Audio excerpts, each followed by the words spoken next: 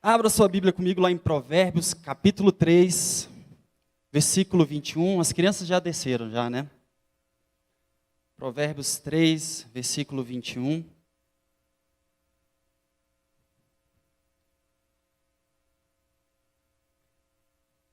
Meu desejo é que Deus possa falar contigo nessa noite. O desejo é que, de alguma forma, você possa ser impactado pelo que Deus vai falar nessa noite. Quem quer ouvir a voz de Deus aqui? Amém, eu quero também. Quem abriu, diga amém. Então vamos lá. A partir do versículo 21, ok? Meu filho, guarde consigo a sensatez e o equilíbrio. Nunca os perca de vista. Trarão vida a você e serão um enfeite para o seu pescoço. Então você seguirá o seu caminho em segurança e não tropeçará. Quando se deitar, não terá medo e o seu sono será tranquilo. Até aqui eu queria ler com vocês. Vamos orar? Feche seus olhos por um instante. Senhor Deus, colocamos mais uma vez, Senhor Deus, esse culto diante de Ti. A minha vida fala aos nossos corações, Pai. Nos colocamos diante de Ti. Queremos dizer aqui, Pai, que nós precisamos de Ti. Toma as nossas vidas, em nome de Jesus. Amém e amém. Olha só que texto interessante. Ele fala que a sensatez e o equilíbrio. Quando a gente fala de sensatez, quando você fala assim, fulano é sensato. No final das contas, você está falando que ele é uma pessoa ponderada, uma pessoa equilibrada. E aí, a sensatez e o equilíbrio, nunca perca de vista. E aí segue. Então você seguirá o seu caminho em segurança. Olha as promessas que esse versículo tem. Isso quer dizer, se nós formos sensatos e equilibrados nas nossas vidas, nas tomadas de decisões, em algumas áreas das nossas vidas que eu vou falar hoje, nós teremos segurança. Segurança nos fala de confiança. Segurança nos fala de tomar decisões de forma segura. Quem quer ter confiança e tomar boas decisões na sua vida aqui? A Bíblia fala, o texto continua falando de não tropeçar. Tropeço nos fala sobre erros. Quando alguém fala, gente, tropeço na vida, você erra na vida. E o texto está falando que a pessoa equilibrada, a pessoa sensata, ela vai errar menos, ou ela não vai errar. Ausência de medo, medo no futuro dos filhos. De vez em quando eu vejo os pais preocupados com o futuro dos seus filhos. Como que vai ser essa próxima geração? Como que vai ser? Medo de andar de carro, medo de todas as coisas. A Bíblia está falando, seja equilibrado, sensato, e você não terá medo. E um sono tranquilo. Sono tranquilo nos fala de paz. Quem quer paz aqui? Paz é uma coisa muito boa, né?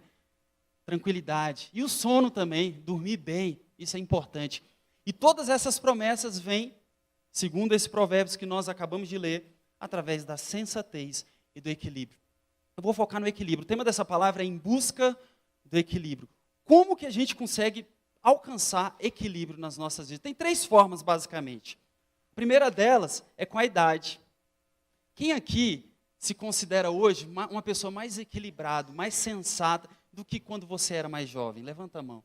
Isso é natural. A idade, ela vai equilibrando, ela vai te dando mais noção. Então, uma das formas é essa, é com a idade. Outra forma é com o dom de Deus. Tem pessoas que já nascem, ainda que jovem, elas já são equilibradas. Você conhece alguém que, quando jovem, já tomava boas decisões, uma pessoa equilibrada? Isso é Deus quem dá. E a terceira, que é a que eu quero usar nessa noite, é por meio do ensino, é por meio do aprendizado. Nós conseguimos aprender a sermos pessoas equilibradas, a tomar decisões boas, a sermos pessoas que tomam decisões pautadas não na emoção, não no desespero, mas com a razão muitas vezes e com a palavra de Deus. Amém? Então hoje, meu objetivo é trazer alguns ensinamentos. Na verdade, eu vou trazer 3 áreas que eu, na minha idade, eu tenho 36 anos, mas já tenho mais de 10 anos que eu sou pastor e líder, mais alguns anos, áreas que as pessoas têm mais desequilíbrios. A primeira dela é a área financeira. A segunda, a área emocional. E a terceira, a área espiritual. Tem várias outras áreas, mas hoje eu vou focar nessas 3 áreas. São áreas em que as pessoas vêm com mais problemas e um problema vai desencadeando o outro. Então hoje eu vou falar 3 áreas que nós precisamos ter equilíbrio. E a primeira delas é a área financeira. Olha só, gente, essa palavra talvez seja um pouco diferente do que vocês estão acostumados a me ouvir falar. Porque eu vou tentar ser mais prático, mais pragmático. na igreja existem alguns tabus. Eu falo não nessa igreja, mas na igreja cristã como um todo. E as pessoas, quando não são acostumadas a ouvir falar da área financeira, a ouvir falar de dinheiro no púlpito, porque por algum motivo nós associamos isso a algo ruim. E isso é cultural, eu não vou entrar nesse aspecto. Mas algo é certo, nós precisamos ter uma boa gestão financeira nas nossas vidas. Quem acredita nisso? Diga amém. O que a Bíblia fala sobre finanças? Você pega lá 1 Timóteo, capítulo 6, a partir do versículo 10, Paulo fala para Timóteo, fala assim, cara, não coloque o seu tesouro na busca pelas riquezas. Ele fala assim, porque onde tiver o seu tesouro, ali vai estar o teu coração. Você pegar o livro de Mateus, no capítulo 6, a partir do versículo 19, no Sermão do Monte, Jesus fala assim, gente, o amor ao dinheiro é a raiz de todos os males. Em nenhum momento Jesus falou em relação ao dinheiro em si. E as pessoas pegam esses textos e começam a deturpar alguns ensinamentos. Então, o que a Bíblia condena? É a sua procura incessante, é aquele desespero por ficar rico. E a Bíblia fala, nesse caminho muitos se perderam. Não é disso que nós estamos falando. Nós estamos falando de gestão.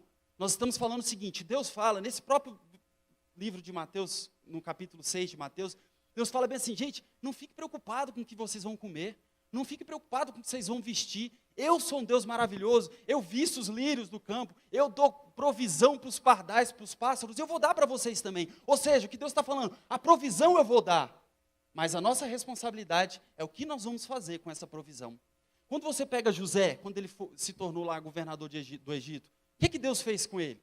Deus deu um sonho para ele, é ou não é verdade? E no sonho, Deus falava assim, ó, vão ter 7 anos que vai ter muita coisa, bonança.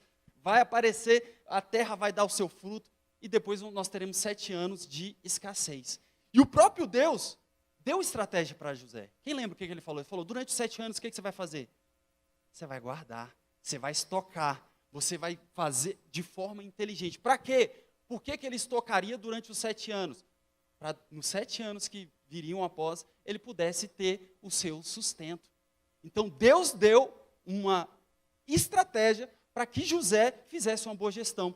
E quando você pega essa questão financeira, muitas vezes é o estopim, é o start de muitos divórcios, inclusive. Por quê? Porque a pessoa com problema financeiro, uma coisa vai puxando a outra. E aí vem problema dentro do lar, vem brigas dentro do lar. Quando você vai atrás, você vai correr atrás, onde é a origem? É a questão financeira. E isso acontece muito porque as pessoas não sabem fazer uma boa gestão. Vou fazer uma pesquisa aqui. Agora eu vou mexer com o brio um pouco aqui de algumas pessoas. Eu vou falar de gasto e compras. Quem vocês acham que gastam mais, os homens ou as mulheres? Eita Deus!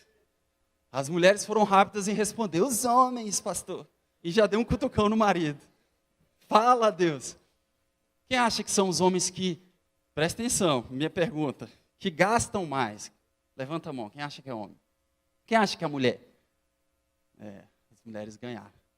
Então, olha só, eu vou fazer a diferenciação entre gastar mais e comprar mais.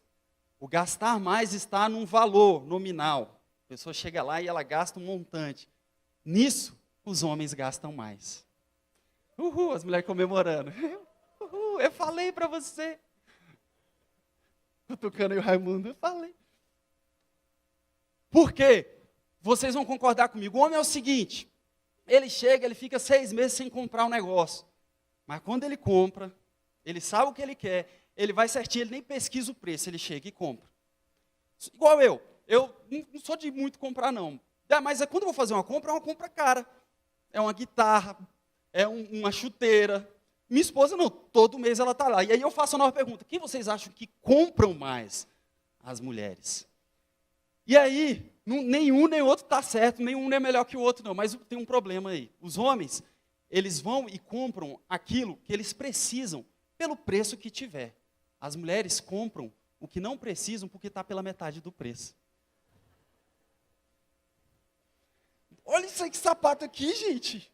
R$50, aí está lá o negócio, de 100 para 50. Mulheres, deixa eu contar um negócio para vocês. Não é pecado não comprar na promoção. Você pode passar, olhar e falar, não vou comprar. Não é obrigado você comprar. Elas se sentem obrigadas, né? Vou ter que comprar esse negócio. E eu vi uma frase que é exatamente isso. As mulheres, elas compram o negócio pela metade do preço, algo que elas não precisam. Já os homens, eles compram o dobro do preço, mas é porque eles precisam daquilo. E eles não vão pesquisar, eles chegam e compram. Vê um homem indo para eu e a Anne indo apesar de que a Anne até que ela é tranquila, indo no shopping.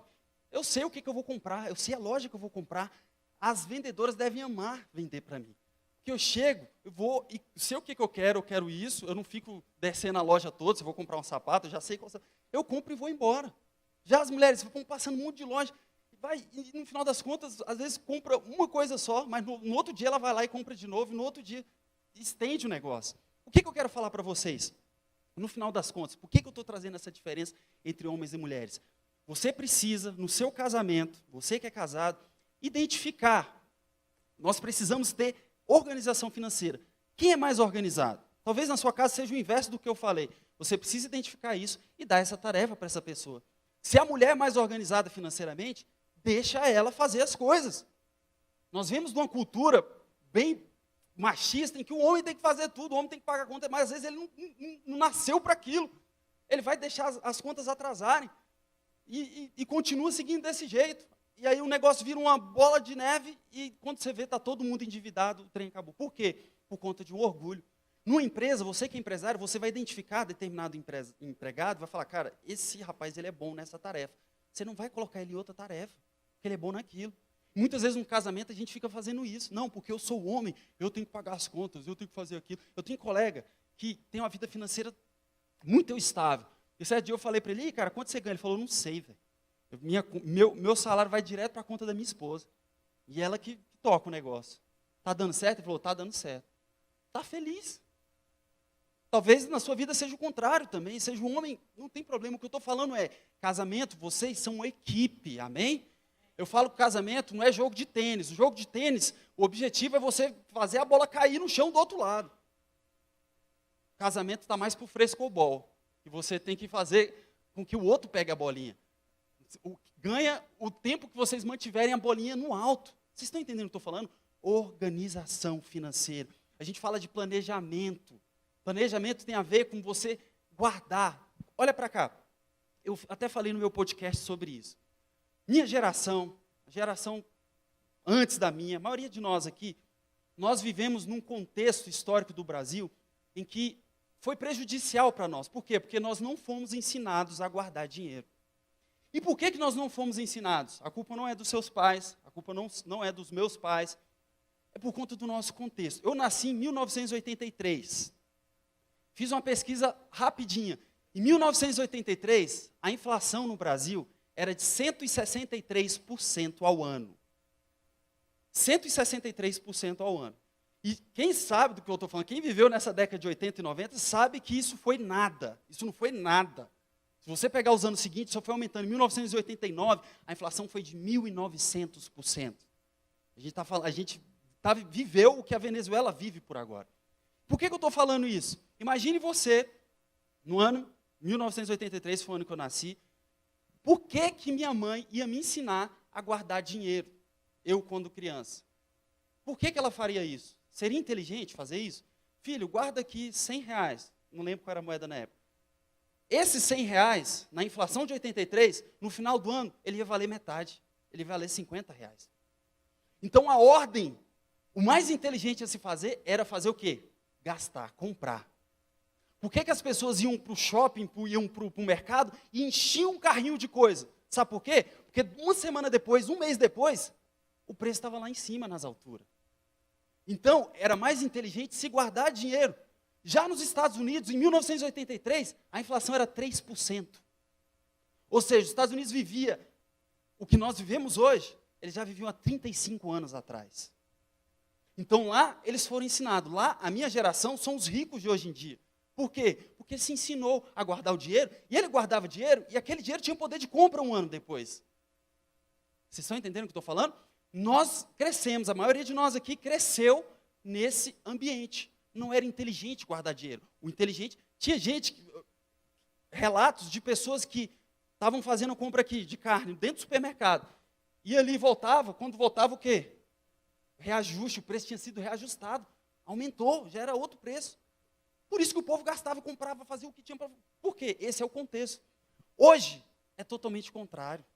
Hoje nós vivemos níveis de inflação que os Estados Unidos viviam na época, 1983, 3% ao ano, 5% ao ano. Quando é muito, é 9% ao ano. Então hoje você consegue guardar o seu dinheiro, você consegue ensinar os seus filhos a guardar, a manter o seu dinheiro. E aí eu falei para vocês no início da palavra, tem 3 formas da gente ter o equilíbrio. Deus, a idade e o conhecimento. Nós temos aqui na nossa igreja, eu estou até vendo aqui, ó, doutor Leandro, que é consultor financeiro, é coach financeiro, você pode procurar, sabe? Como é que eu faço? Me ensina. Eu quero ter eu quero sair das dívidas, eu quero fazer. Em setembro, anota essa data, nós não estamos divulgando, porque é tanto aviso, senão vai confundir a cabeça de vocês. 7 e 14 de setembro, nós vamos ter aqui um curso com o Guilherme. O Guilherme ele vai falar, o foco do Guilherme não é tirar você da dívida, mas é você que tem dinheiro e que quer guardar esse dinheiro de forma inteligente. Ele vai estar dando um curso aqui para a gente. Ele vai falar para vocês o que é tesouro, o que é tesouro direto, tesouro Selic, quais tipos de título de tesouro que tem, ações, como é que eu faço para investir, como eu abro uma conta numa corretora. Tudo isso ele vai ensinar. Por quê? Para que você tenha equilíbrio. Repita comigo a palavra, equilíbrio. Deus, eu não tenho dúvida disso, Deus ele tem prazer que você viva uma vida equilibrada em todas as áreas. Então, gente, mudança de mente, amém? Vamos mudar a nossa mente, vamos ensinar os nossos filhos que é possível sim você guardar o seu dinheiro, que é possível sim você ir e gastar e não se comprometer além do seu salário, porque quando você é organizado, você sabe o que você pode gastar, você sabe a forma como você pode gastar. Nós pregamos muito o seguinte, se nós queremos ser abençoados, nós precisamos ser abençoados em todas as áreas. Prosperidade não é ser rico, é ser abençoado e equilibrado em todas as áreas. E isso inclui a vida financeira. Ao final nós vamos orar para que Deus te dê sabedoria, para que você, sabe, tome um novo rumo na sua vida financeira. Nós sabemos que muitos passam problemas nessa área, mas por quê? Porque não foram ensinados, amém? Então vamos aprender e vamos alcançar o equilíbrio. Segunda área, na área emocional. Gente, uma pessoa emocionalmente equilibrada, ela é uma pessoa curada, é uma pessoa que sabe perdoar, é alguém que é desancorado do passado, sabe? Aquela história de, eu falo muito disso, quando nós nos prendemos ao passado, a falta de perdão, a traumas, tudo que te ancora no passado, não faz bem para as suas emoções. 1 Tessalonicenses, anota esse texto, 1 Tessalonicenses 5:23, Paulo, ele tem um desejo para nós, ele fala assim, eu desejo que vocês conservem íntegros corpo, alma e espírito. Quando a gente está falando da alma, a gente está falando exatamente disso, das suas emoções, dos seus sentimentos. Sabe, uma pessoa emocionalmente equilibrada é uma pessoa livre da ansiedade. Quem se considera ansioso aqui? Pode confessar, irmão. Ansioso. Inclusive, pastor, estou ansioso que você vai falar. Fala mais rápido aí, pelo amor de Deus. Síndromes. Síndrome de pânico. Síndrome do pensamento acelerado. Me emprestaram um livro agora do Augusto Cury sobre ansiedade. Não sei se eles estão aqui, o Massari e a Vivi. E eu estou lendo esse livro e o doutor Augusto Cury, ele fala sobre a síndrome do pensamento acelerado. Quem já ouviu falar disso? Essa síndrome, ela é uma síndrome deste século. Por quê? Porque nós somos bombardeados com muitas informações. É o tempo todo, é você no seu celular, na internet. Ele fala que um adolescente hoje, ele tem mais informações, muito mais informações do que tinha Platão, do que tinha Einstein. O volume de informações é muito alto. Isso faz com que a nossa mente comece a trabalhar de forma acelerada também. E a gente, por conta disso, desse tanto de informação, você começa a ficar ansioso, e aí vem os sintomas. Então, nossa mente é mais ou menos como uma máquina. Você consegue conceber uma máquina rodando em alta velocidade o tempo todo? Em algum momento aquela máquina vai pifar. A lógica é a mesma. O seu pensamento, você não pode ter esse tipo de loucura de pensamento acelerado, porque uma hora a conta vai chegar. E olha só que interessante os sintomas, e eu quero ver se vocês se identificam um pouco com algum desses sintomas, dessa síndrome do pensamento acelerado. Intolerância com os lentos. No trânsito, sabe aquela história, meu Deus do céu, essa pessoa está devagar demais. No trabalho, sabe aquela pessoa que não tem paciência para ensinar os outros? Ou então é o seguinte, pastor, eu prefiro eu fazer. Porque assim, se eu ensinar a pessoa, não vai fazer do jeito que eu quero, vai demorar. Aí eu prefiro eu fazer, que aí sai certinho, do jeito que eu quero. A pessoa não tem essa paciência. Não tem a paciência. Síndrome do pé inquieto, já viu da perna inquieta? Inclusive alguns até pararam, segurou agora nesse momento a perna. Deixa eu falar um negócio, se você está parado, se você está tranquilo, teoricamente, e sua perna está balançando, tem alguma coisa errada, não faz sentido. Não tem como, tem alguma coisa errada. Sua mente está a 1000. Sabe, a pessoa está aqui e fica batendo o pé. Você que anda rápido, sem ter pressa, você não tem nenhum compromisso. Você anda que nem uma bala. Você almoça rápido demais. Não mastiga. Tudo isso a gente não percebe, mas é a sua mente a 1000. A sua mente a 1000. E deixa eu te falar uma coisa. Deus não te fez para viver assim. Amém? Você entende o que eu estou falando? Sono ineficiente. Cansaço físico ao acordar. Você já acorda cansado. Ansiedade. Mente distraída. Sabe que a pessoa está falando com ela assim? Daqui a pouco perdeu ela. Ela já está pensando em outra coisa. Está conversando contigo aqui, mas já está pensando, nossa, hoje eu tenho que fazer comida para as crianças. E a pessoa conversando aqui. O pastor está falando, você está viajando, pensando no jogo que vai ter ou que teve. Como que a gente busca o equilíbrio nessa área? E olha só, isso aqui é o foco central aqui dessa palavra, presta atenção. E aqui vai ensinamento. O próprio Augusto Cury, ele fala sobre isso. A gente precisa entender primeiro como que o pensamento ele é formado. Eu preciso que você fique junto comigo aqui para não se perder. Como que você pensa? Como que o seu pensamento está formado? Primeira coisa, ele chama de gatilhos da memória. O que são os gatilhos? Gatilhos da memória são situações físicas, são cheiro, é algo que você vê que te lembra alguma coisa. É o gatilho, ou seja, aquilo que é o start. Por exemplo, você vai num lugar, você sente um cheiro, aí você lembra de alguma coisa lá, sente um cheiro de bolo de milho, você lembra da sua avó lá quando você ia para a fazenda e sentia aquele... Todo mundo já teve essa experiência. Esse é o gatilho, ok? O pensamento se forma dessa forma. Segundo, a memória em si, ele chama de janelas da memória. São os arquivos que você tem dentro da sua cabeça. Então, o gatilho, ele vai trazer o quê? Uma memória, ele vai trazer uma janela, algo que você vivenciou no passado. E aí, depois, ele tem um negócio que ele chama de alto fluxo. O que é o alto fluxo? É a forma como o gatilho e a memória é a reação do gatilho e da memória. Então, por exemplo, se você vê determinada situação e sente medo, isso tudo são fatores inconscientes, ok? Isso é tudo inconscientemente. Você sente medo, esse é o alto fluxo te levando. É o alto fluxo pegando um gatilho, pegando uma memória ruim, muitas vezes, nós temos vários tipos de janelas de memória, e trazendo um sentimento, trazendo alguma coisa. Por exemplo, vou até contar um exemplo da Anne. Estávamos viajando, e aí o embarque demorando. Aí o pessoal fala, gente, o embarque está demorado, porque o ar-condicionado do avião quebrou. Então vamos consertar. Então tudo bem, né? Estamos do lado de fora, tranquilo, quebrou, vai arrumar, né? Espera. Arrumou, beleza. Todo mundo embarcou. Fechou a porta. Parece que depois que fecha a porta, eu não trabalho nessa área, mas a operadora, se ela abrir de novo, tem alguma espécie de multa, alguma coisa, enfim, fechou, está fechado. É mais ou menos assim, né? E aí a gente lá dentro, aguardando, começa a dar um calor. E aí o piloto, para que o miserável piloto foi falar aquilo? Gente, o ar-condicionado, estamos com um problema. Gente, na hora, foi instantâneo. A Anne já começou a respirar mais fundo, assim, ó. Como se já estivesse ficando sem ar. A Anne é daquele tipo assim, que ela vai no local, ela senta, a primeira coisa que ela vê, quando ela entra no local, ela vê onde é a saída de emergência. Onde é a porta da saída. Por quê? Porque se tiver alguma coisa, ela sabe exatamente para onde ela vai sair.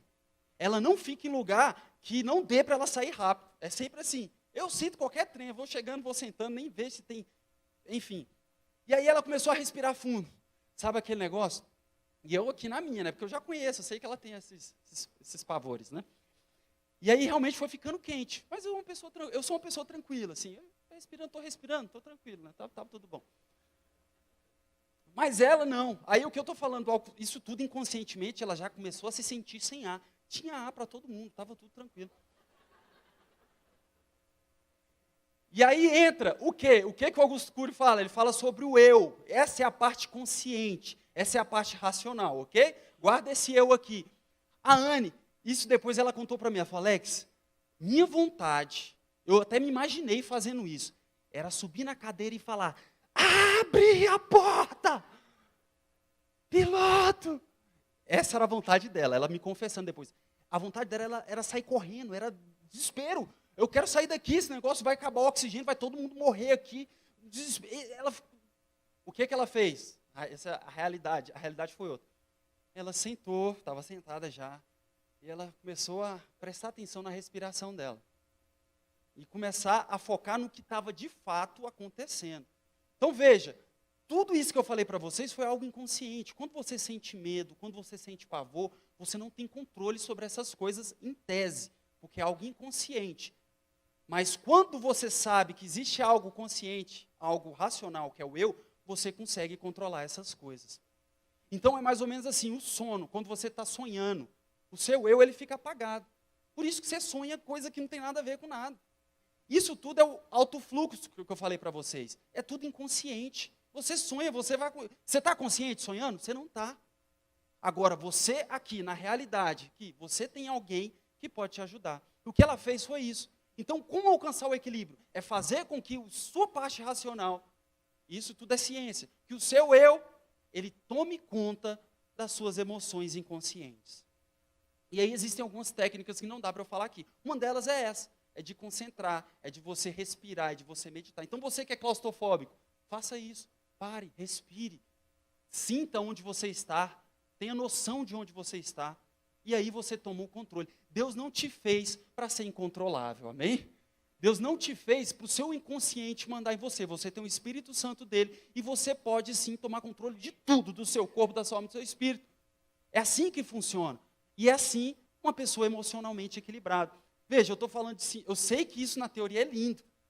Quem sofre de síndrome do pânico, essas coisas, a gente sabe que é um negócio forte, um negócio que toma conta do seu corpo. Eu sei disso. Mas todas as técnicas que você vai ver é nesse sentido, de você tomar consciência do que está acontecendo na realidade. Vocês entendem o que eu estou falando? Então você que tem medo, que sente, ora e deixa Deus ressaltar a sua parte racional, para que você tenha noção de quem você é em Cristo Jesus. Amém? Porque Deus tem prazer no seu bem. Deus tem prazer no seu equilíbrio. Você pode dar uma salva de palmas a Deus por conta disso? E essa parte racional, ela serve para tudo. Quando fala de emoções, por exemplo, você pega um jovem apaixonado, uma jovem apaixonada. Da mesma forma que o inconsciente age para essas fobias, age também para a paixão. É uma pessoa que vê um rapaz lindo, que é cheio de defeitos, mas ela está apaixonada e ela se deixa levar por aquilo. A gente fala muito para os jovens que o namoro, ele serve, ele não necessariamente te leva ao casamento, mas você, quando namora, você tem que visar o casamento, senão você está só brincando por aí.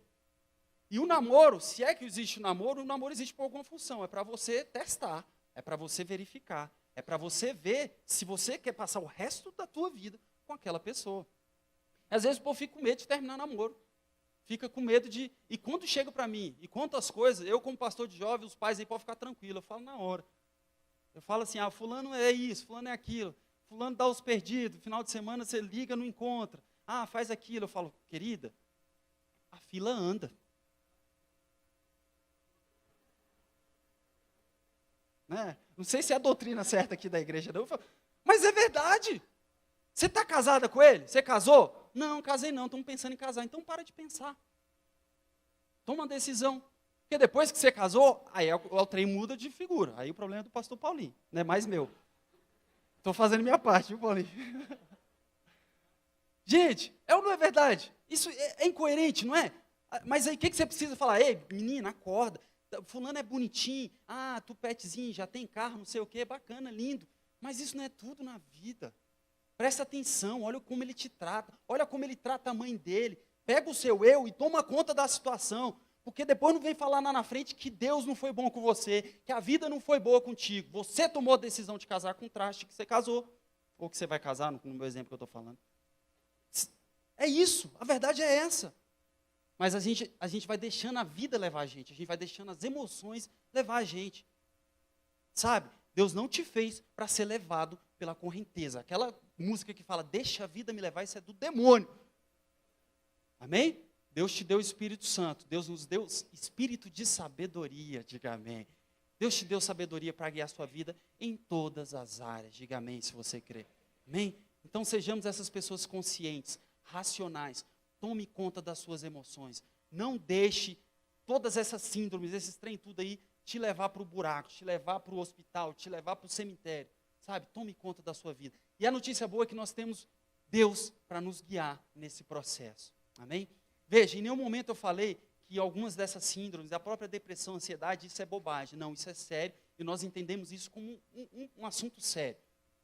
Mas nós entendemos também que Deus, Ele é poderoso para mudar toda e qualquer situação. Nós temos exemplos aqui na igreja, pessoas que tinham síndrome do pânico e hoje estão aqui, inclusive aqui nesse momento, frequentando este culto. Deus livrou, porque Deus é poderoso, Ele conhece a sua vida, Ele cura, e Ele cura de todas as doenças, sejam elas físicas ou emocionais. Esse é o nosso Deus, amém?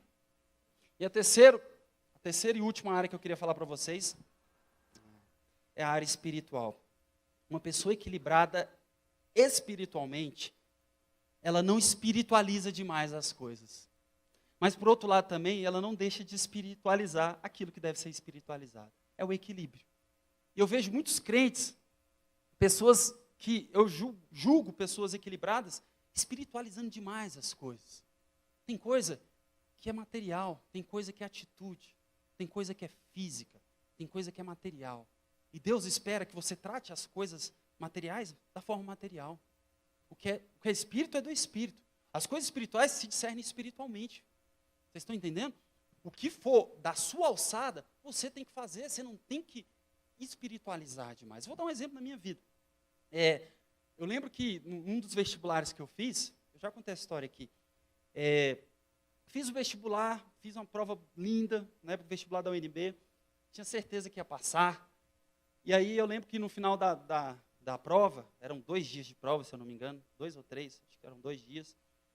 No final da prova, os colegas de cursinho lá, nossa, foi legal a prova, vamos comemorar, vamos sair para balada, vamos beber, fumar maconha.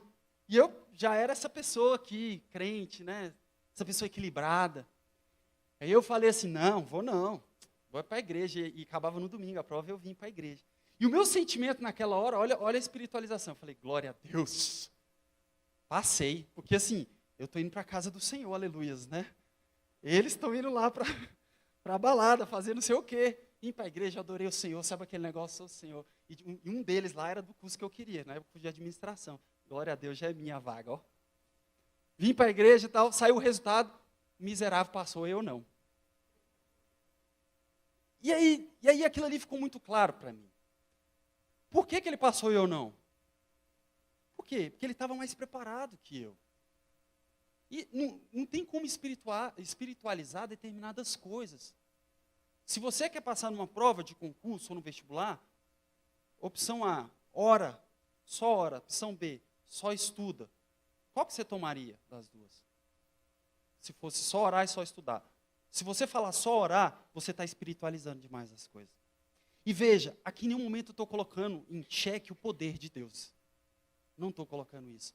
Mas Deus nos deu espírito de sabedoria. E Deus, Ele é um Deus justo.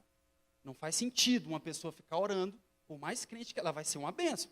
A gente chama ela para pregar aqui. Mas ela não vai passar.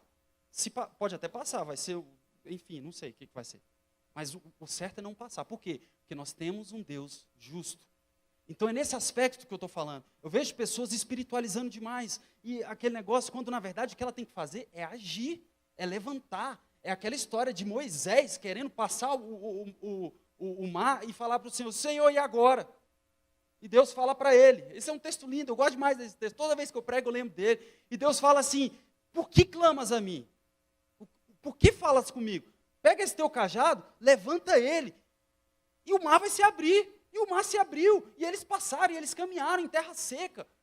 Mas no momento em que ele orou, vamos colocar dessa forma, Deus falou, beleza, mas faça a sua parte, vamos agir, vamos fazer. Então, e da mesma forma, as pessoas que não espiritualizam, que acham que tudo é aqui, tudo é carnal, tudo é físico, tudo é material, isso também não provém de Deus. Nós somos também espírito. Eu li para vocês o texto de 1 Tessalonicenses, corpo, alma e espírito. Nosso espírito, ele é ligado ao Espírito de Deus. Então tem coisa que você vai resolver espiritualmente. Semana passada eu preguei no culto das 20, uma outra palavra, eu contei o exemplo que eu vou contar aqui, o mesmo exemplo. Pastor Ibe que conta essa história. Em determinado dias, ele foi lá na feira da torre com as meninas, e ele chegando lá, ele sentiu algo diferente, já foi levantando as mãos, orando, enfim, orando em línguas, repreendendo todo o mal. Veja, eu estou falando de algo puramente espiritual agora, ok? Que algumas pessoas às vezes sente aquele negócio e não tem a percepção de que talvez Deus esteja falando contigo e te levantando como um guerreiro, como um atalaia, como alguém que precisa levantar as suas mãos e orar. E foi exatamente isso que aconteceu. Ele chegou, ele já foi repreendendo, e Deus deu esse poder aos pais, amém? Deus deu esse poder para vocês. Ele já chegou repreendendo. E aí aconteceu lá alguma coisa, um tiro, barulho de tiro. E aí ele conta que, as meninas contam que um rapaz, um homem, pegou as três, elas, por algum momento elas foram comprar, eles se separaram. Pegou as três, levou para um canto, perto de uma parede, lá na marquise da feira, da torre. Fica aqui, falou desse jeito e saiu. E aí eu sei que, enfim, acabou o tumulto, o pastor foi atrás delas. Elas contaram a história, eles procuraram esse rapaz por tudo quanto é canto e não acharam. E ele teve o discernimento, ele lembrou, quando eu cheguei aqui eu orei, pedi para que Deus mandasse os seus anjos para guardar as nossas vidas. Foi exatamente o que aconteceu. Procuraram o rapaz, não acharam. Por que não acharam? Provavelmente era um anjo. Deus levou ali, Deus trouxe. A Bíblia fala que Deus coloca os anjos deles para te servir, isso está na Bíblia. Então por que não usar dessa ferramenta? Por que não botar os joelhos no chão e orar, Senhor Deus, guarda os meus filhos? Eu contei outro exemplo também, muito tempo atrás, a Eronita, as filhas da Eronita, ela não pôde acompanhar as filhas na escola naquele dia, e ela, ouvindo uma palavra semelhante a essa, ela orou na segunda-feira falando, Deus, envia um anjo junto com as minhas filhas, porque eu não vou poder acompanhá-las. E aí elas andando ali na Terceira Avenida, sozinhas, e a mãe preocupada, orando, pedindo que o anjo do Senhor estivesse ali com as meninas. E aí, na época, acho que era o Giovanni, tinha uma sapataria ali, alguma coisa, não é isso? Uma livraria. E aí, chegando lá, ele estava orando e uma pessoa estava possessa por um demônio. E aí, quando as meninas, sabe como é que é, né? Chegou, viu ali, já parou e ficou olhando, né? E aí, quando as meninas chegaram, a postura daquela pessoa possessa mudou. Ela começou a olhar para baixo, e ficava olhando para baixo. E aí, o Giovanni achou aquele esquisito e falou, o que você está vendo?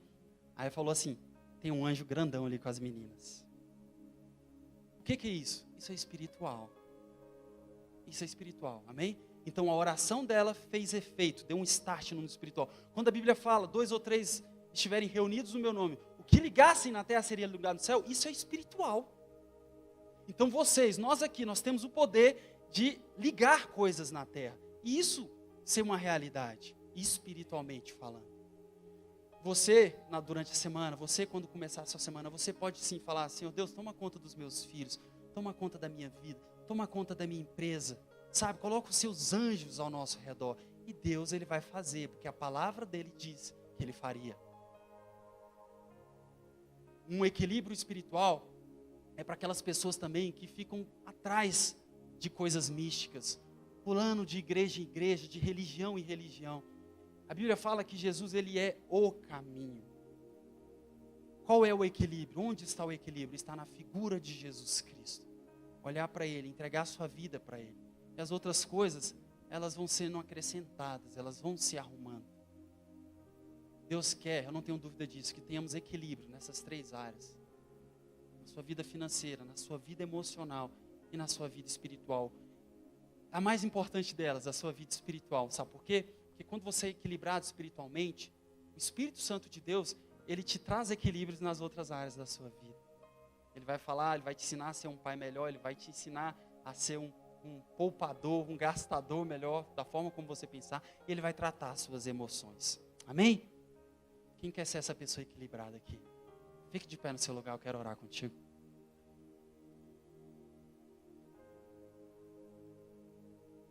Oséias 6:6.